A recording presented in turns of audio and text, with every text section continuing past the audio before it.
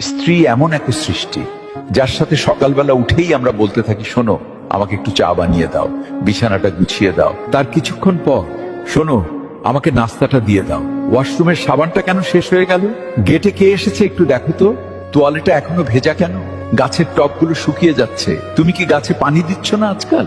রান্না করতে এত দেরি কেন? আর সকাল থেকে সন্ধ্যা হয়ে যায় স্ত্রীকে নিজের ইশারায় নাচাতে নাচাতে।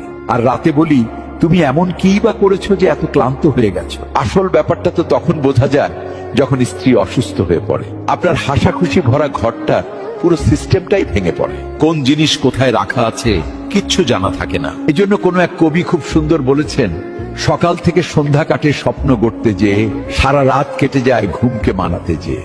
যে ঘরে নারীর নামের কোনো মূল্যই নেই, সারা জীবন কেটে যায় সেই ঘরটা ঠিকঠাক বানাতে গিয়ে। তাই আসুন নারীকে সম্মান দেই।